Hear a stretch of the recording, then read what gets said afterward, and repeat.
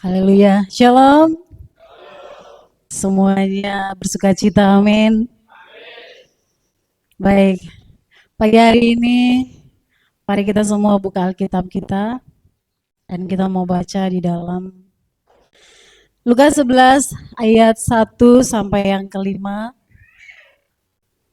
Saya rindu kita baca bersama-sama. Satu dari perikopnya, 1, 2, 3. Hal berdoa. Pada suatu kali Yesus sedang berdoa di salah satu tempat. Ketika ia berhenti berdoa, berkatalah seorang dari murid-muridnya kepadanya, "Tuhan, ajarlah kami berdoa, sama seperti yang diajarkan Yesus kepada murid-murid Yohanes." Ayat yang kedua, jawab Yesus kepada mereka, "Apabila kamu berdoa, katakanlah, Bapa, dikuduskanlah namamu, datanglah kerajaanmu, berikanlah kami setiap hari makanan kami yang secukupnya, dan ampunilah kami akan dosa kami, sebab kami pun mengampuni setiap orang yang bersalah kepada kami, dan janganlah membawa kami ke dalam pencobaan." Cukup. Ya, sampai 4 aja. Baik, silakan duduk. Terima kasih. Ya. Jadi tema yang akan saya bawakan pagi hari ini adalah mencari Tuhan dan kehendaknya. Tetapi perikop yang kita baca pada pagi hari ini mengenai hal berdoa, ya. Jadi kalau berbicara tentang berdoa, kita berbicara tentang doa yang biasa dilakukan setiap kita. Amin. Jadi doa itu bukan hanya Kristen saja yang melakukannya, tapi teman-teman kita yang di luar sana pun punya doa-doa mereka sendiri, ya. Jadi ini berbicara tentang hal berdoa. Tetapi doa itu bisa menjadi sebuah kebutuhan yang utama, tetapi doa juga bisa menjadi kebutuhan yang mungkin sudah tidak dibutuhkan lagi. Amin. Saya melihat bahwa begitu banyak orang-orang yang mengerti tentang doa, tetapi mereka mengalami kesulitan dalam berdoa. Banyak orang tahu tentang berdoa, tapi mereka mengalami kesulitan untuk berdoa. Ya. Jadi di slide kedua bisa ditampilkan, survei membuktikan bahwa banyak sekali orang mengalami kesulitan untuk berdoa, bahkan dalam mayoritas Kristen. Kalau Kristen itu identik dengan suka berdoa, amin. Bali Blessing semuanya suka berdoa, amin. Haleluya. Pertanyaannya, mengapa berdoa begitu terasa sulit? Ya, doa begitu terasa sulit karena kita punya pengalaman-pengalaman tentang doa kita. Contoh, pengalaman doa seperti apa yang kita sudah alami, doa yang mungkin kita doanya iseng-iseng tapi ternyata terjawab. Akhirnya kita senang, kok bisa ya doa aku terjawab, ya. Terus mungkin saudara pernah mengalami doa yang serius nih, bukan iseng lagi, karena tadi kita iseng tapi terjawab, akhirnya kita serius lagi. Ya aku pengen sekali mendapatkan ini, aku mau pengen berdoa supaya aku dapatkan. Ternyata yang kita doakan serius dan sungguh-sungguh itu kok malah seperti tidak ada jawabannya, ya, seperti tidak ada jawabannya. Dan akhirnya pengalaman-pengalaman tersebut membawa kita kepada tawar hati. Tawar hati itu menunjukkan kepada semangat yang memudar dan berujung pada kita berhenti berdoa. Jadi berdoa sudah tidak lagi penting. Kenapa? Karena kita sudah mengalami yang namanya tawar hati. Disitulah kekuatan kita untuk berdoa mulai mengecil. Dan lama-lama kita terbiasa untuk tidak berdoa. Haleluya. Iya. Jadi ini masalah-masalah kesulitan yang kita alami yang membuat tidak salah kalau begitu banyak orang di luar sana, mungkin termasuk kita yang punya pengalaman kesulitan dalam berdoa. Haleluya. Iya. Jadi masuk di slide yang ketiga. Karena itulah Yesus berkata di dalam firman-Nya, doa yang benar itu bukan mencari keuntungan pribadi atau sekedar menuntut hasil. Atau kita doa itu sebagai transaksi. Ya, kalau saya berdoa, berarti nanti saya akan dapatkan jawabannya. Saya berdoa, berarti saya dapat keuntungan dari doa saya. Tetapi yang Yesus mau ajarkan kepada murid-muridnya adalah mencari Tuhan, kebesarannya, kerajaannya, dan kehendaknya. Amin. Haleluya. Jadi ceritanya begini, yang kita baca tadi dari ayat 1 sampai ke 4, sebelum Yesus mengajarkan kepada murid-muridnya untuk berdoa, kemungkinan murid-muridnya lagi mengalami kesulitan atau belum mengerti apa itu doa. Amin. Jadi saat mereka melihat kebiasaan Yesus tadi, bahwa Yesus sering berdoa, Yesus sering mojok sendiri untuk berdoa, Yesus selalu pagi-pagi benar berdoa, selalu punya waktu, selalu menyediakan waktu untuk berdoa dan suka berdoa, membuat mereka tertarik kepada Tuhan Yesus. Kok kayaknya keren ya, kok kayaknya hidupnya bagus ya saat dia suka berdoa. Itu yang membuat daya tarik buat murid-muridnya, sehingga mereka bilang, jadi kalau kayak ada sesuatu yang menguntungkan itu pasti kita bertanya, kok bagus ya, ajarin aku dong supaya aku juga bisa kayak kamu. Pasti sesuatu yang menguntungkan, amin. Kita nggak pernah minta sesuatu diajari kalau itu bukan sesuatu yang menguntungkan. Ya, tidak perlu diajari kalau sesuatu yang sudah kita bisa, tidak perlu kita minta ajari. Tapi sesuatu yang belum kita punya, yang belum kita miliki, pasti kita minta orang lain untuk ajari. Jadi itulah yang murid-murid belum punya. Mereka bilang, ajari kami seperti doa Yohanes kepada murid-muridnya. Ya, jadi kami juga mau dong seperti murid-murid Yohanes, mereka punya doa sendiri. Kita semua di sini pasti punya gaya doa yang berbeda-beda. Amin. Mungkin ada doa Jepang, kayak doa Jepang, kayak Bapak Gembala bilang saat doa di sini karena terburu-buru, Bapak bilang, iya nggak apa-apa kita cepat kita doa Jepang. Doa Jepang. Ya ternyata doa Jepang tuh doa yang paling cepat, singkat, padat dan jelas. Contoh kalau mau makan, Bapak terima kasih untuk berkatnya kami makan diberkati, haleluya, amin. Nah itu doa Jepang, doa cepat. Tapi kita nggak tahu ya, apakah Jepang seluruhnya doanya cepat, ya atau mungkin ada mereka yang tertentu punya doa yang panjang. Jadi gaya doa itu berbeda-beda. Jadi makanya murid-muridnya bilang ajarin kami dong supaya kami juga berdoa seperti murid-murid Yohanes. Mereka juga punya doa. Jadi semua orang punya doa yang berbeda-beda, tapi murid-muridnya penasaran dengan seperti apa doa Yesus itu. Kenapa? Karena doa Yesus itu kok kayak mujarab ya. Bisa muat mujizat setelah dia berdoa, ya, beli makan orang banyak dan sebagainya. Ya, jadi Yesus pun mengajarkan doa kepada mereka, yaitu doa Bapa, dikuduskanlah namamu yang kita bacakan tadi. Tetapi di balik dari doa tersebut, saya percaya bahwa semua kita teman-teman sudah membaca doa Bapa kami yang diajarkan oleh Tuhan Yesus. Tapi tidak sekedar Yesus hanya mengajarkannya saja dan selesai. Mari kita sama-sama baca di Lukas 11 ayat 5 sampai yang ke-7. Saya baca buat kita semua, teman-teman boleh lihat di Alkitab masing-masing. Lalu katanya kepada mereka, ini lalu katanya setelah mengajarkan doa. Lalu katanya kepada mereka, jika seorang di antara kamu pada tengah malam pergi ke rumah seorang sahabatnya dan berkata kepadanya, saudara pinjamkanlah kepadaku 3 roti. Sebab seorang sahabatku yang sedang berada dalam perjalanan singgah ke rumahku dan aku tidak mempunyai apa-apa untuk dihidangkan kepadanya. Ayatnya yang ke-7. Masakan ia yang di dalam rumah itu akan menjawab, jangan mengganggu aku, pintu sudah tertutup dan aku serta anak-anakku sudah tidur. Aku tidak dapat bangun dan memberikannya kepada saudara. Ya. Jadi setelah doa yang Tuhan ajarkan kepada murid-muridnya, dia mau memberikan sebuah perumpamaan untuk murid-muridnya lebih yakin dan lebih mengerti tentang doa yang dia ajarkan. Jadi supaya muridnya bertanya-tanya, kok doanya hanya seperti itu ya, Bapa kami di surga, dikuduskanlah namamu, datanglah kerajaanmu, jadilah kehendakmu di bumi seperti di surga. Ya. Tidak hanya seperti itu, tapi dia kasih tahu bahwa doa itu seperti ini. Dia mengajarinya dengan sebuah perumpamaan supaya perumpamaan itu meyakinkan mereka.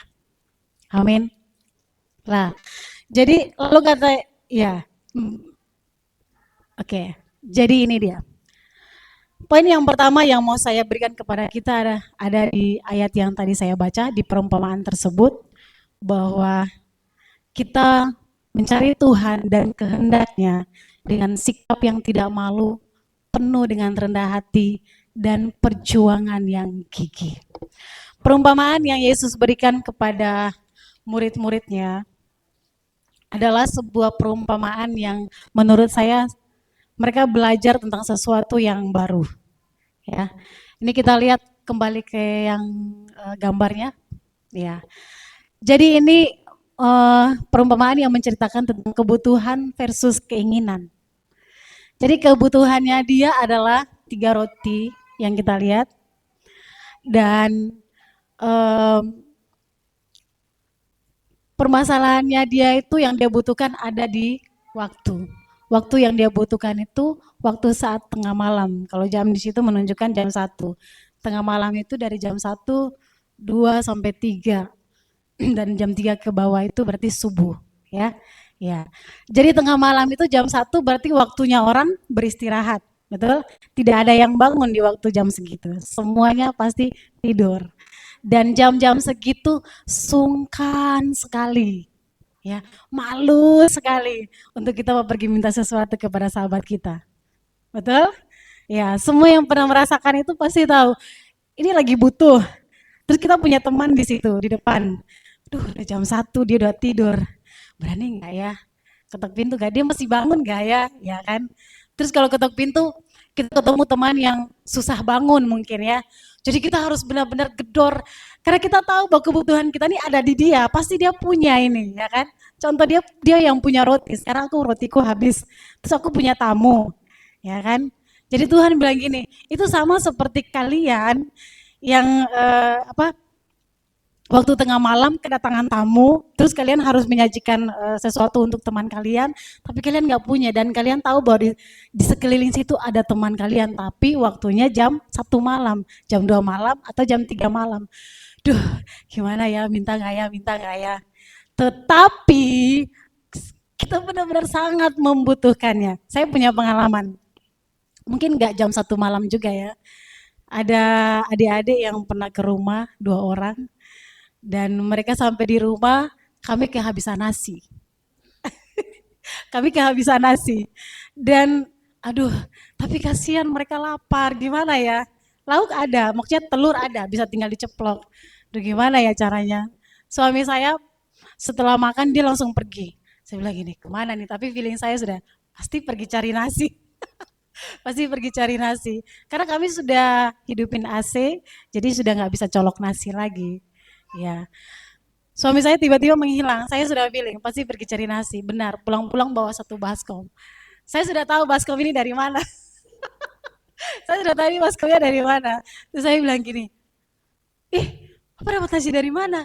Dari tukang-tukang di depan. Kan di depan ada pembangunan, terus ada tukang-tukang. Suami saya bilang, dari tukang-tukang di depan.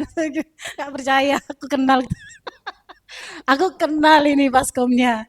Jadi aku udah tahu dari mana dapat nasi ini. Ya, jadi kita hanya bisa meminta sesuatu kepada sahabat kita dengan tidak rasa malu. Ya, berkata tentang tidak rasa malu itu meminta kepada seseorang di waktu tengah malam. Suami saya mungkin mintanya jam 11 malam, masih oke lah, tidak terlalu malam dan tidak terlalu awal juga, masih pertengahan ya. Tapi kalau minta di jam 1 sama jam 2 malam, orang pasti sudah tidur. Itu butuh keberanian yang tinggi. Dan kebayang kalau teman itu susah bangun kalau sudah tidur. Harus pakai apa, kalau jurusnya Mama Juna tuh pakai sandal. Pak gitu. Iya. Jadi bunyi dulu baru orangnya bangun. Iya. Kalau kita gedor-gedor terus, tetangga sekeliling terganggu tidak? Terganggu. Banyak sekali yang mengganggu. Kita sudah mengganggu teman kita yang lagi tidur, dan kita mengganggu tetangga sekeliling. Karena kenapa? Suara kita di waktu tengah malam itu bunyinya besar. Walaupun kita ngomongnya kecil. Kak, Atau Santi, Santi, aduh please bangun dong, Santi, Santi ya. Suaranya pasti besar. Jadi tetangga saya, aduh ya ampun kenapa sih nih orang tengah malam ganggu tidur aja. Apalagi di kos-kosan, sebelah menyebelah bersampingan persis. Itu sangat terganggu. Makanya saya bilang apa? Dia mematikan egonya, mengesampingkan harga diri demi sebuah kebutuhan yang mendesak. Itu maksud dari yang Tuhan Yesus bilang kepada murid-muridnya. Doa itu ini. Doa itu meminta dengan apa? Tidak malu, meminta dengan berani, dan meminta dengan, slide berikutnya, rendah hati. Meminta dengan rendah hati. Jadi berbicara tentang malu itu, berarti kita berbicara tentang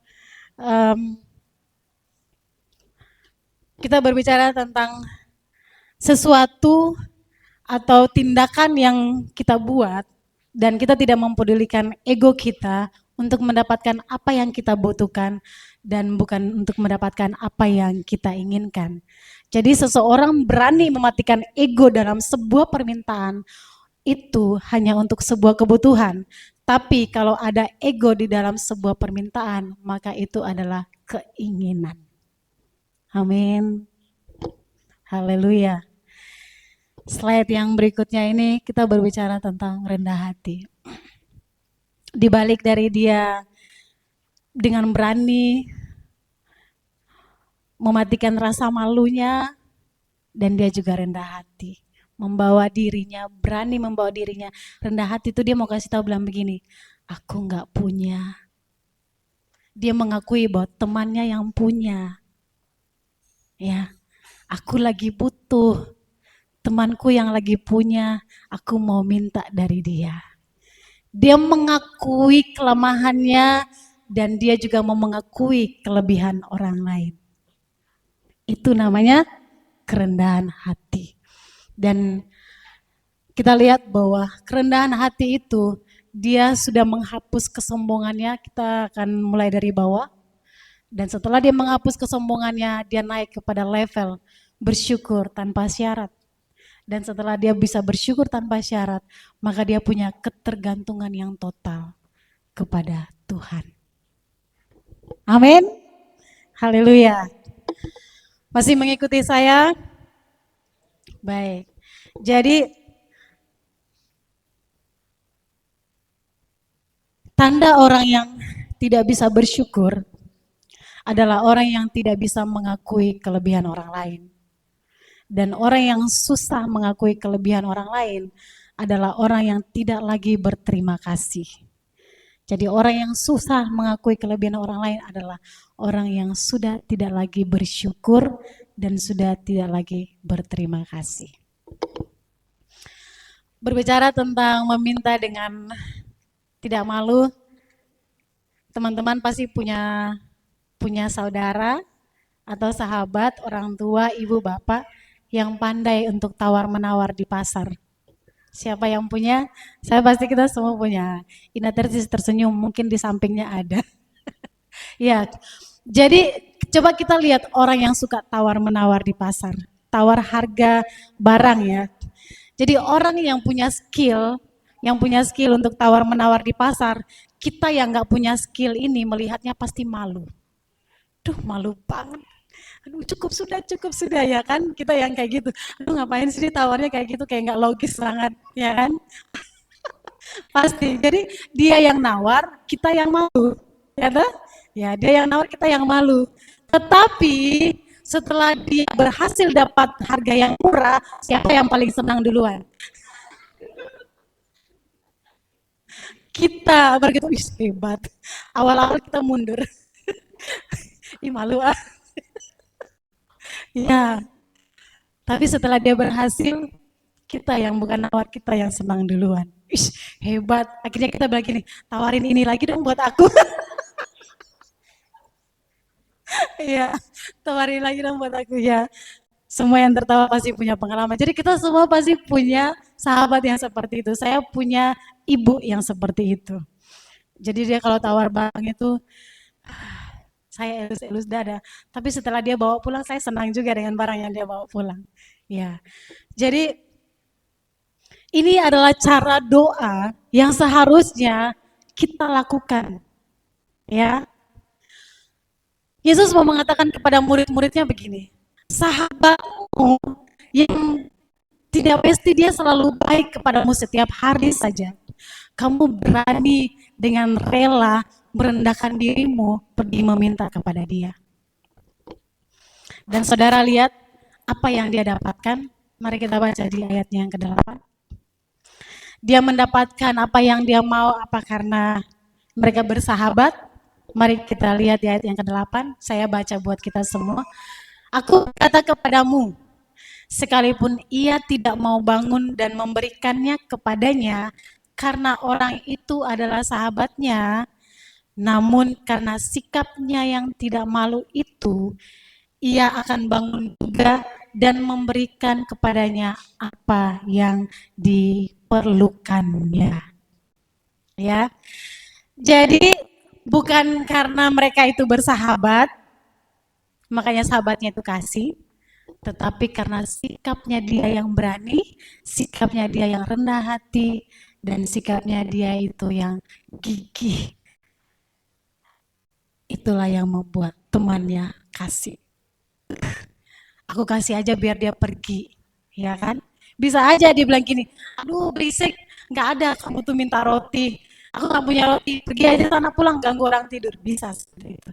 Tapi karena temannya tuh gedor-gedor terus menerus seperti mantan, selanjutnya tuh Yesus berkata bilang gini, mintalah maka kamu akan diberi, carilah maka kamu akan mendapatkan, ketoklah maka pintu akan dibukakan kepadamu.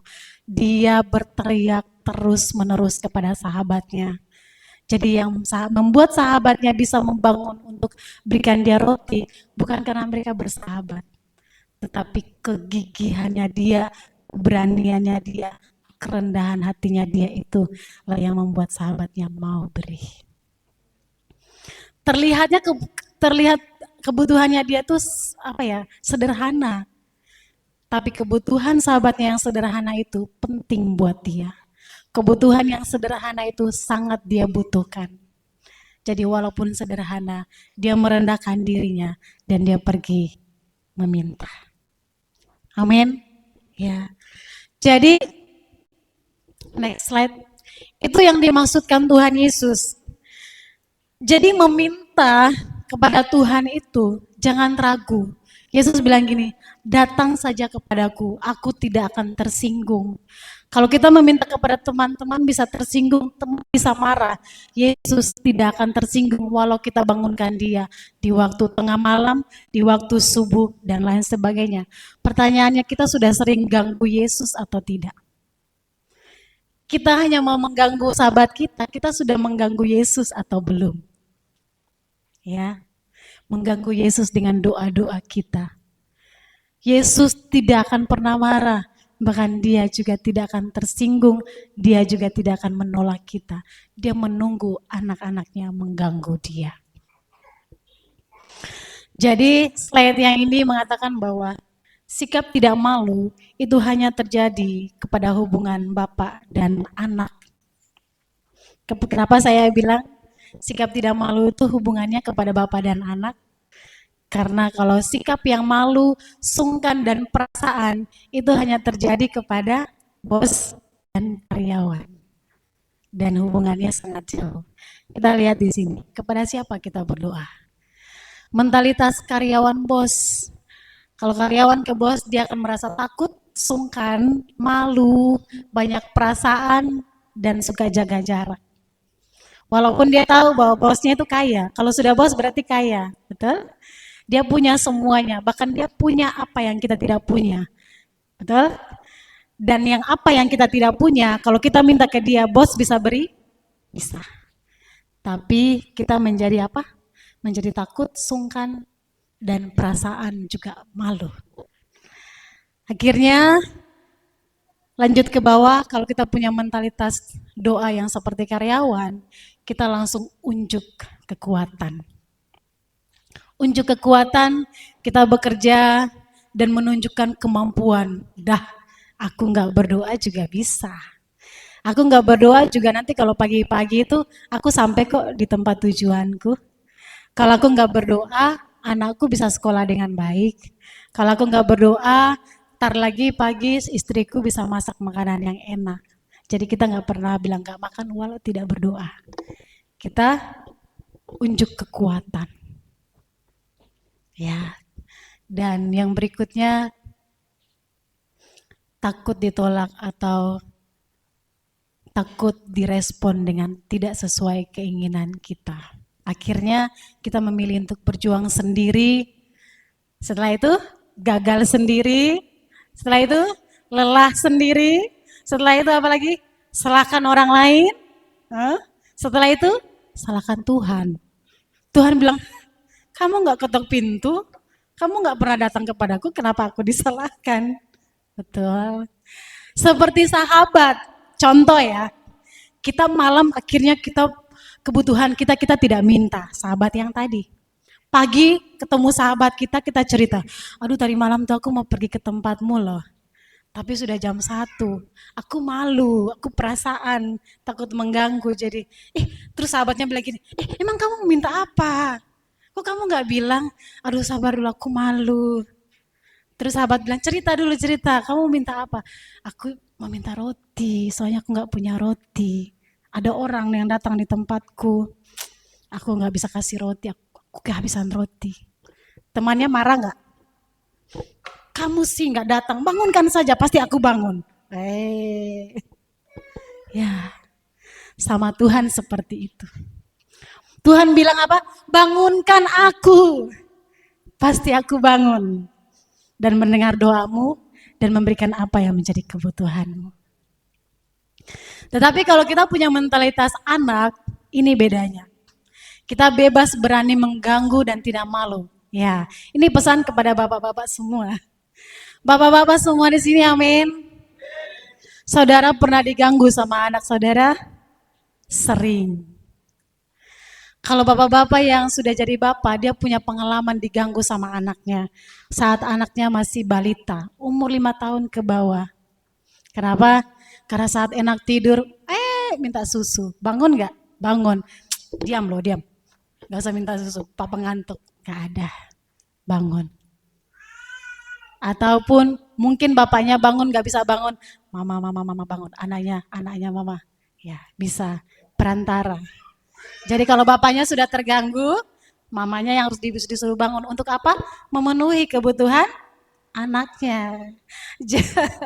Jadi anaklah yang berani mengganggu bapaknya 1 kali 24 jam, dan bapaknya tidak menjadi tersinggung. Pagi dia tersinggung dengan anaknya, kamu diganggu saja, gak ada. Ya. Yang kedua, dia mengandalkan status anak yang mutlak. Sebagai anak, percaya diri. Mengganggu bapaknya tuh percaya diri. Ya. Dan kenapa dia percaya diri? Karena dia percaya bahwa saat dia mengganggu bapaknya dengan kebutuhan yang dia inginkan, bapaknya pasti beri. Saudara, bapak-bapak di dunia ini tidak peduli apapun statusnya, apapun ekonominya. Tapi kalau anaknya meminta sesuatu yang dia butuhkan, kalaupun hari ini dia tidak beri, itu sudah ada di dalam list dan agenda dia. Setiap hari dia bekerja, dia mikirin permintaan anaknya. Setiap hari dia bekerja, dia mikirin permintaan anaknya. Uangku sudah cukup belum? Beliin sepatu yang anakku minta. Kenapa dia beli? Karena dia tahu anaknya punya sepatu sudah sobek. Beliin sepatu, kerja. Anakku tadi minta celana baru. Anakku tadi minta pergi ke Mixu. Ya. Karena dia lihat temannya makan Mixu, papa kapan ajak aku ke Mixu? Bapak yang ekonominya rendah sekalipun, dia akan bawa anaknya pergi makan Mixu. Amin. Amin bapak-bapak. Haleluya. Tuhan Yesus baik. Kertas saya masih banyak. Ya. Mari sama-sama kita baca di ayatnya yang ke-9 sampai ayatnya yang ke-10. Yang sudah mendapatkan boleh bangkit berdiri dan bacakan bagi kita semua.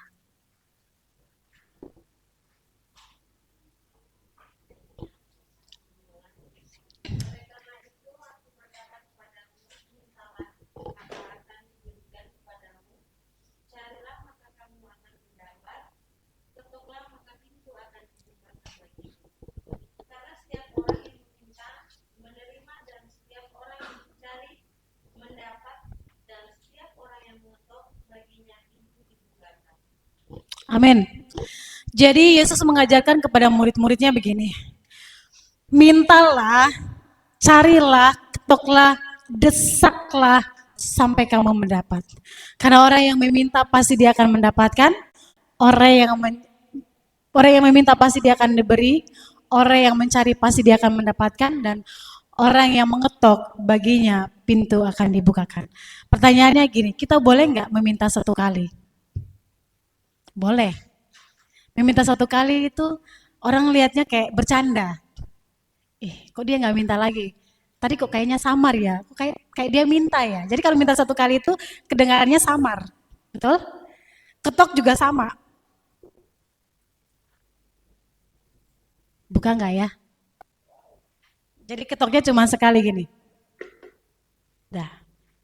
Kalau dia tidur nyenyak, buka nggak? Tidak buka. Makanya dia menekankan lagi bahwa mintalah, carilah, ketoklah. Berarti itu Yesus mau katakan kepada murid-muridnya bahwa doa itu tidak bisa sekali. Harus berulang-ulang kali sampai kamu menemukan jawabannya. Berulang-ulang kali dengan sangat tekun sampai kamu menerima jawabannya. Slide-nya mungkin di bawah ya. Lagi coba.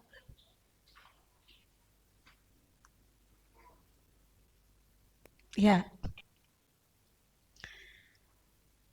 Jadi hanya orang-orang yang tekun mencari, hanya orang-orang yang tekun mengetuk, hanya orang-orang yang tekun meminta, itu merasa membutuhkan.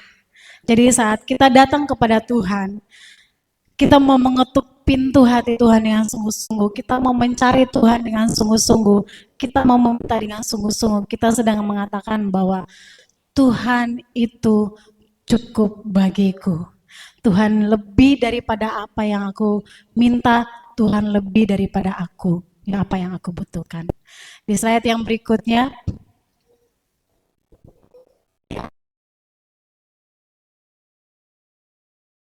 langkah yang kedua kita mencari, dan langkah yang ketiga kita mengetok. Jadi meminta 1-2 kali berarti kita tidak memiliki opsi lain. Kita sudah memiliki opsi lain, ya.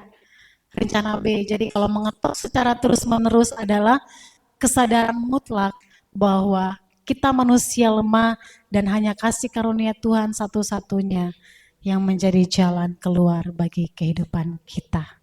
Amin. Mengetuk 1-2 kali berarti kita masih punya kekuatan untuk kembali dan tidak mau meminta lagi. Tapi kalau meminta, mengetuk terus-terus, berarti kita sudah tidak punya jalan lain.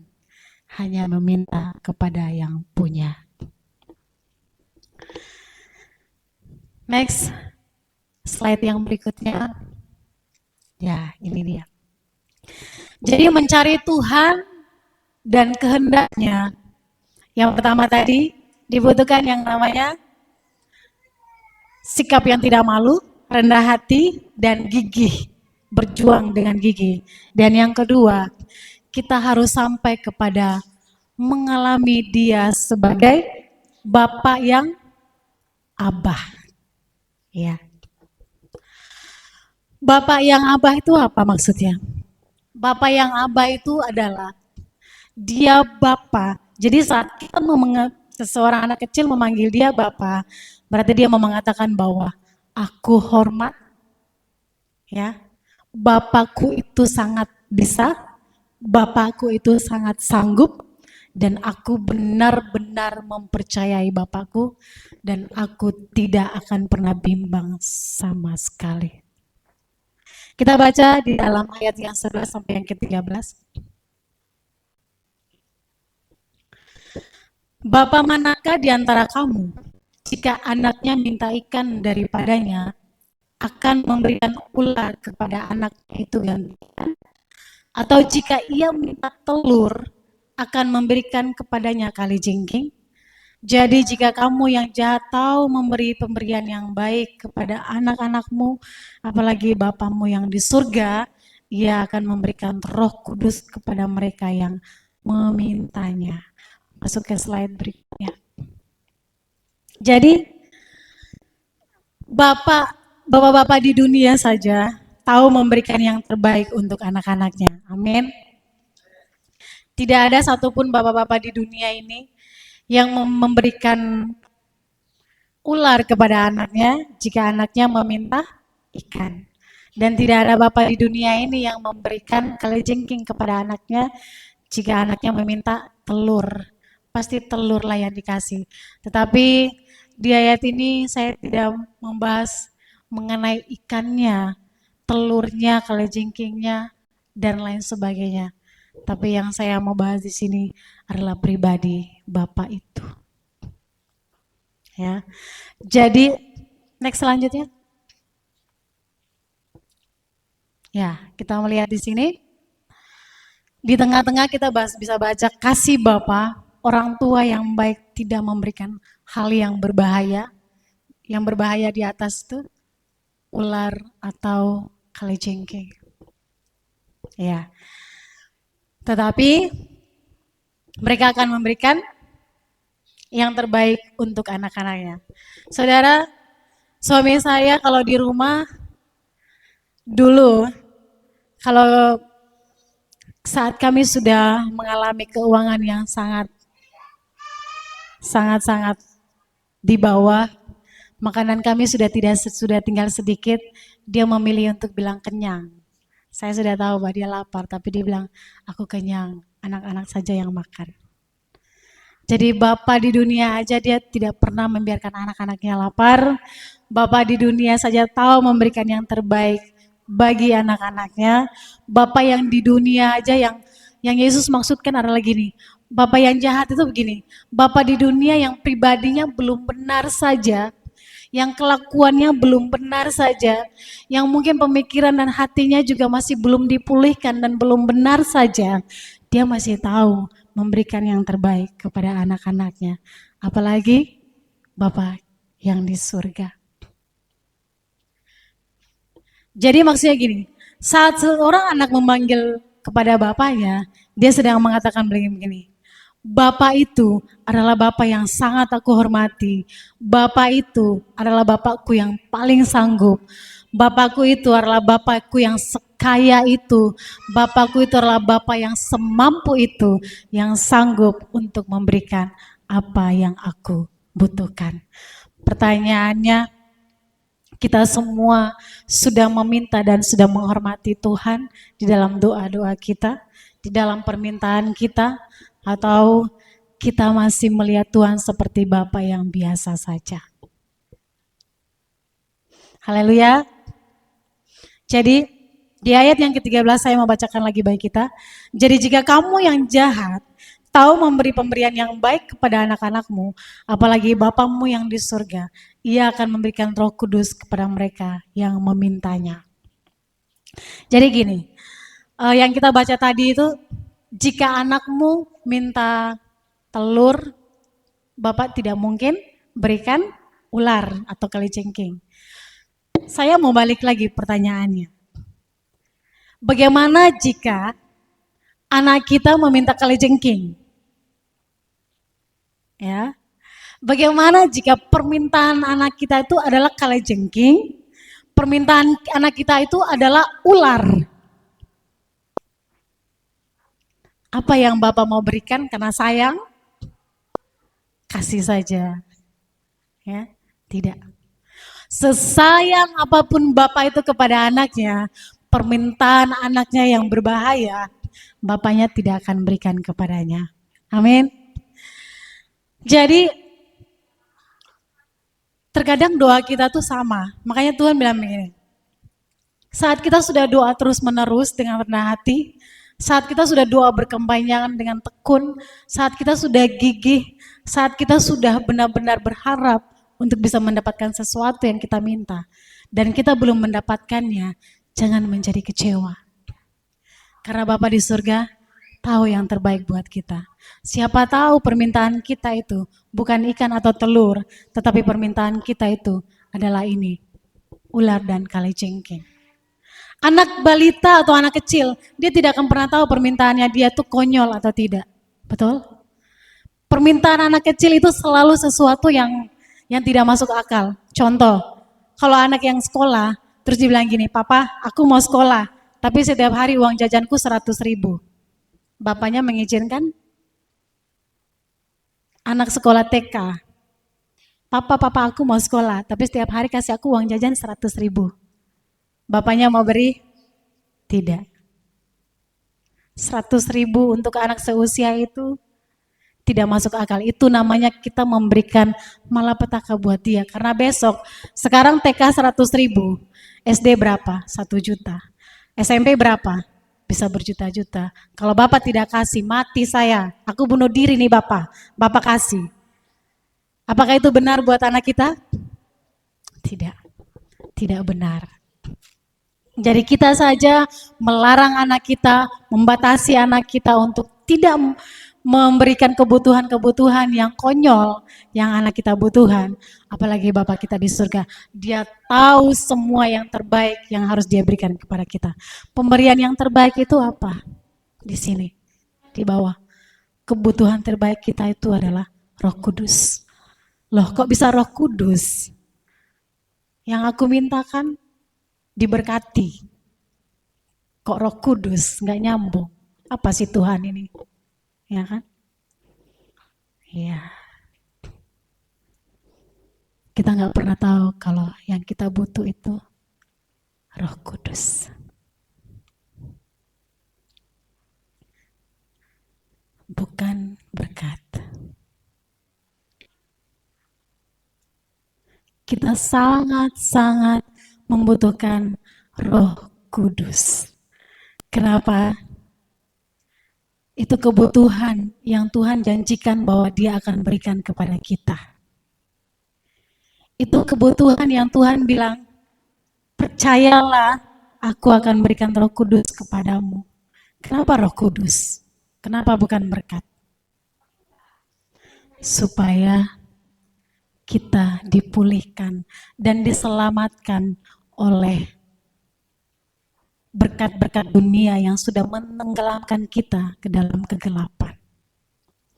Saat Roh Kudus ada di sini, berkat-berkat yang ada di sekeliling kita tidak mampu menenggelamkan kita ke dalam kegelapan. Amin. Tidak akan. Tapi kalau Roh Kudus tidak ada di sini, berkat yang melimpah yang kita doakan, kalau Tuhan kasih ke kita, berkat-berkat itu akan menenggelamkan kita ke dalam kegelapan. Kita bukannya selamat, tapi kita binasa. Bapak seperti apa yang seperti itu? Bapak di surga tidak seperti itu. Kamu minta berkat, Dia bilang, saya kasih Roh Kudus. Kenapa? Kamu butuh Roh Kudus. Roh Kudus yang bisa memulihkan hatimu. Roh Kudus yang bisa memulihkan pikiranmu. Roh Kudus yang bisa memulihkan seluruh kehidupanmu.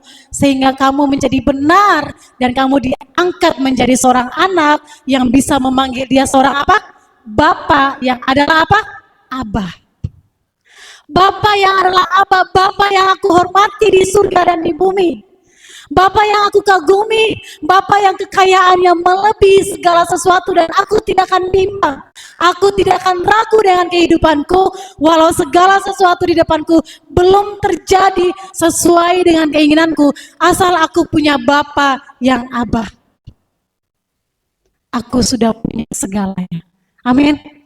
Yang penting aku punya Bapa yang Abah, aku sudah tidak memiliki yang lain.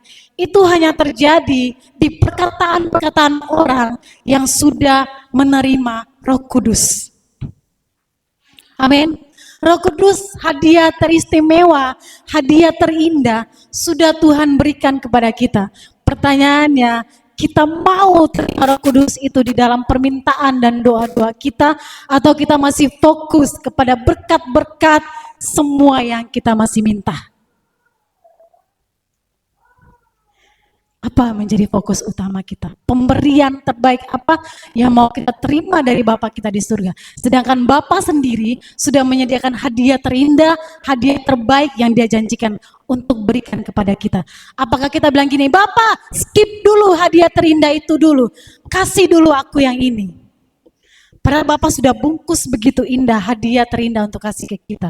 Tapi kita bilang gini, Bapa, no, Aku nggak mau itu Bapak. Seperti anak kecil yang menangis dan merengek-rengek. No Bapak, aku mau coklat walaupun aku lagi sakit. No Bapak, aku lagi batuk pilek tapi aku mau coklat. Aku mau es krim Bapak. Kasih aku coklat. Aku nggak mau minum obat Bapak. Bapak bilang, tidak anakku, kamu butuh obat. Kamu butuh obat untuk sembuh. Setelah kamu sembuh, kamu bisa makan es krim, makan coklat, dan lain sebagainya. Itu realita. Kita butuh apa? Obat. Kita butuh Roh Kudus. Supaya kita bisa menikmati berkat-berkat Tuhan. Amin. Kalau Roh Kudus ada dalam kehidupan kita, kita mampu menikmati berkat-berkat Tuhan. Dan kita mampu berterima kasih, kita mampu bersyukur, dan kita mampu untuk selalu terhubung dengan Bapa di surga. Kita tidak lupa dengan Bapa kita di surga. Bapa tidak mau anaknya sakit dan meninggal. Kalau dia sakit, aku kasih dia es krim, aku kasih dia coklat, aku kasih dia segala macam yang membuat dia tambah sakit. Lama-lama anaknya bisa menghilang dari dirinya. Bapa tidak mau. Pertanyaan yang kita mau terima obat yang terbaik daripada Bapa kita di surga, atau kita menolak obat-obat yang terbaik itu dan kita hanya mau menerima hal yang kita inginkan, yang mengenakan pikiran kita, yang mengenakan hati kita, yang mengenakan bibir mulut kita, dan tidak mengenakan bagi hati Bapa. Bapa kecewa, Bapa sakit, tidak, kok kamu tidak dengaran-dengaran sama saya. Kalau Bapa di dunia pasti seperti itu. Amin. Bapa di surga menunggu kita supaya kita mau menerima yang terbaik. Karena dia bilang apa? Saya sudah janjikan hadiah terindah bagi kamu. Mari kita bangkit berdiri, saya rindu kita bacakan satu ayat. Saat kita sudah menerima Roh Kudus, di yang terakhir, di sini. Habakuk 13 ayat 17 sampai 18. Saat permintaan kita Tuhan beri, saat kita menerima permintaan kita dari Tuhan, maka kehidupan kita menjadi kehidupan yang baru di hadapan Tuhan. Amin. Fokus kita menjadi baru, pribadi kita pun menjadi baru. Menjadi baru itu apa? Menjadi serupa dan segambar dengan Tuhan. Menjadi indah di hadapannya Tuhan. Menjadi cantik di hadapan Tuhan. Dan menjadi mempelai-mempelai Tuhan yang siap Tuhan sambut. Kita bisa mengatakan begini kalau roh Tuhan kita terima. 1, 2, 3. Sekalipun pohon ara tidak berbunga, sekalipun ladang-ladang tidak menghasilkan bahan makanan, namun aku